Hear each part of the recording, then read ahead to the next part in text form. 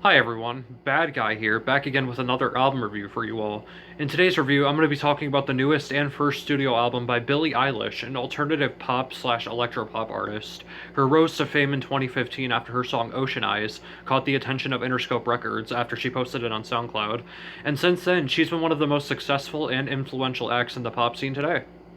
This album is called When We All Fall Asleep, Where Do We Go? And it was released last year in March of 2019 with edgy all capitals to really enhance the edginess and darkness of this album, which really isn't a lie for the most part. I mean, one of the most experimental and dark parts of this album is the style of pop it veers into. Instead of just being straight up modern day pop music, Billy provides some dark pop, alternative pop, avant-garde music, and there's even some dark and really bassy pop trap thrown into the mix, which all blend perfectly with Billy's soft, whispery, ASMR-inducing vocals that really make the dark styles of pop explored on this album more pronounced and obvious.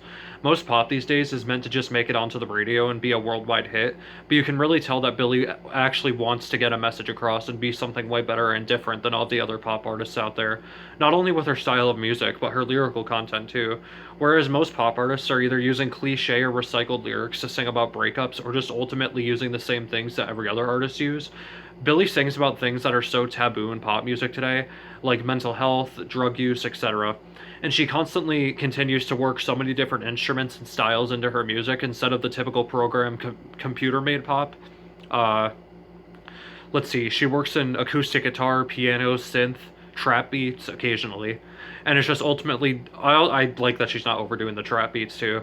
And it's just ultimately doing everything different than the typical pop artist, which makes her stand out among all of them. Billie isn't popular solely for being a pop artist that made it onto the radio. She's popular because she's unique and she does her own thing and she actually has raw talent, especially with this album.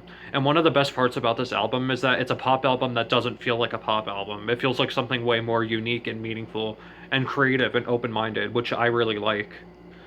One of the songs that really stuck out to me most on this album was Wish You Were Gay, which is the sixth track on this album, and it's not about what you think it might be about.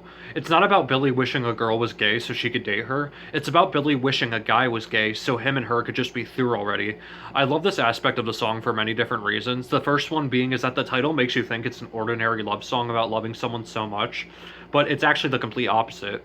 I feel like this song is about Billie admitting she wishes a guy would admit he's gay so she could stop wondering if he is or not, because he's not good at reading the signs that he gives him, and so they can just be through with each other.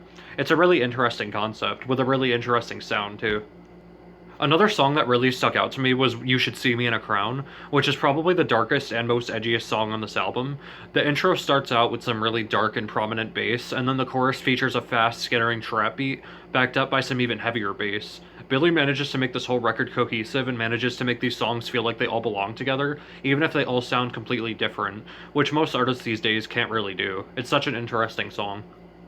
Now, while this album does have mostly pros, it has some cons as well. There are times when this album does feel a little bit too dark and heavy, and we don't see a lot of happy, jaunty tunes on here that could make you feel good and put you in a good mood. It's mostly sad boy bops that are a little too sad and depressing at times, and as much as I love depressing and dark music, it would have been nice for Billie to add that one happy, upbeat song that completely contrasts from the rest of the songs on here. And is ultimately just really unexpected and really hits you in the face.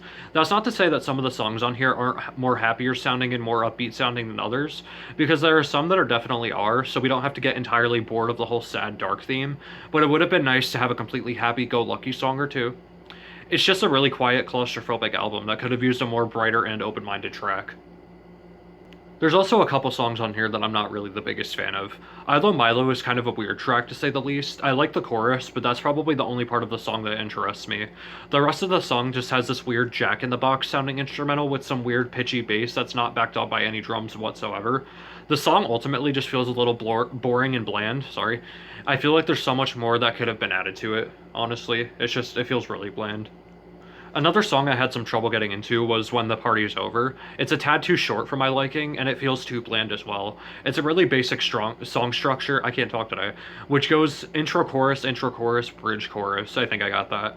It would have been nice to see a complete sound change in the second half of the song like in Bad Guy, where it goes from a pop song to a trappy or dark song. The music video for the song, When the Party's Over, is pretty cool though. To sum it up, this new Billie Eilish album is pretty good and pretty memorable for the most part. I already know that it's going to very likely change today's pop scene, and hopefully some artists end up doing more of what Billie's doing, being more creative and more unique altogether. And while this album does fall flat sometimes, it's still a pretty good record. I'm going to give Billie Eilish's newest album, When We All Fall Asleep, Where Do We Go, a 6.5 out of 10. Maybe a 6, light 6.5, I don't know. I'll think about it once I post the video. Anyways, I hope you guys enjoyed this review. Comment your thoughts on the album down below. Comment anything you want me to review in the future. Did you like this? Did you hate it? What would you rate it? I just copied Anthony Fantano. And, yeah, until the next review, guys, my name is Zero, and I will see you in the next one. Peace.